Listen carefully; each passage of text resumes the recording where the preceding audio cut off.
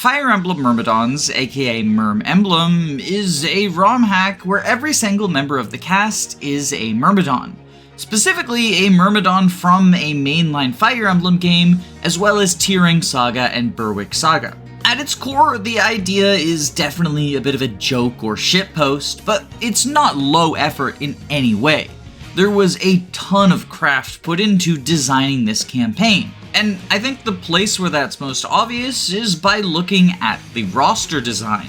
Despite all originating as Myrmidons, every blue unit you have access to feels unique in some way. Oftentimes, this is done through a personal weapon or skill combination that references their role in the mainline series. For example, Merida has the Merida Sword, a personal brave weapon, alongside Luna and her busted growths from Vanilla. On the other hand, Mia and Edward have less flashy combat, but both possess the shove skill since Tellius gives infantry shove. Volo is a powerful pre-promote that you can only recruit by paying him an exorbitant sum as a reference to Berwick Saga's mercenary system, and Hisame starts out with some rallies since second generation Fates units are the easiest way to create rally bots. You would be surprised on how characters of the same class line can fill vastly different roles based on these minor tweaks to their weapon skills and stats. But there is of course a limit to just how much difference you can make by tweaking these values. And that's where the other notable distinction the characters have is. While everyone is allegedly a Myrmidon, in practice many of them have different Myrm-flavored classes. And this is kind of done out of necessity to allow characters to fill roles needed for Fire Emblem games to function. The most immediately obvious example of this is your team's lack of a healer. While you can scrape your way through the early game relying on vulneraries and passive healing, with such a frail army, it becomes immediately obvious that you need a staffer of some sort. But thankfully, you can transform magically inclined Myrmidons like Felix and Owain into mortal savants, and they are capable of using swords, tomes, and staves, thus earning a priority spot on any team.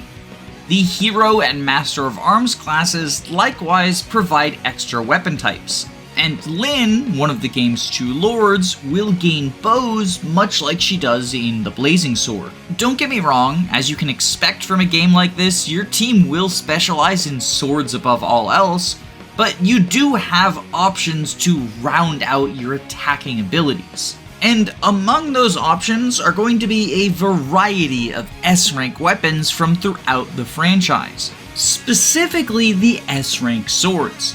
This is a game about swordmasters after all. Although, presumably for game balance purposes, not every Myrmidon can use every legendary sword. Instead, characters can only use swords from titles they appear in. So if you want to wield Vaid Kati, you gotta move to Tellius. This helps to further distinguish the cast from each other, as not only do they have different classes and promotion options, but they also have different weapons outside of their PRFs that might be locked to specific dudes. I could go on all day talking about the intricacies of the cast. It's honestly better balanced than some non-gimmick hacks I've played. But we do have other topics to cover. After all, a hack is more than just the characters you can play.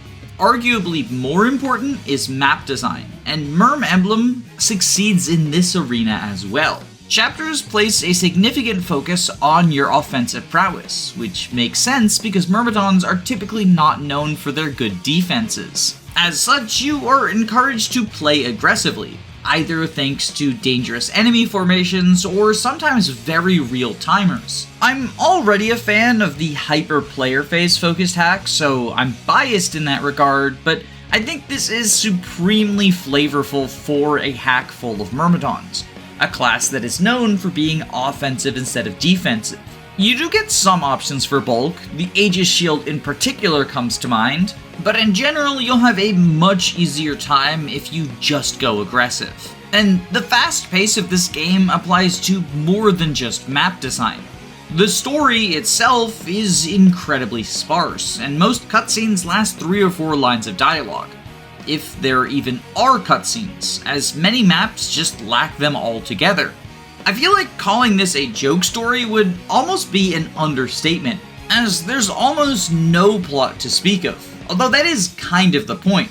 Plenty of chapters are titled things like Route Map or Fog of War Defend Map, and though there's a vague through line about finding more powerful foes and fighting in an arena, realistically, this is barely even an excuse plot. Although, honestly, I don't know what you expect from a game called Myrmidon Emblem. The story isn't the point, and Shigen almost feels like Doom Marine in his rejection of any sort of narrative thread. But what the story lacks in, well, story, it makes up for in reference. I constantly found myself pointing at the screen saying, ooh, I get that, I know what that's referring to. And references aren't exactly the height of literature, but they make the serotonin flow all the same. Plus, if nothing else, they show that the hack's creator, Renowned, is a certified Fire Emblem scholar, as the game is full of both deep and shallow cuts that show an appreciation for every single game in the franchise.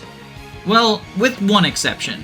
Myrm Emblem was released in 2021, which means Fire Emblem Engage hadn't even been announced yet, and as such, you won't find anything about Kagetsu or Lapis. For anyone who doesn't know, this review was actually a portion of the Navarre video that I released last year. It's over 2 hours long, so I can understand why not everyone wanted to watch the Navarre vid, but I thought the Myrm Emblem review was worth bringing out.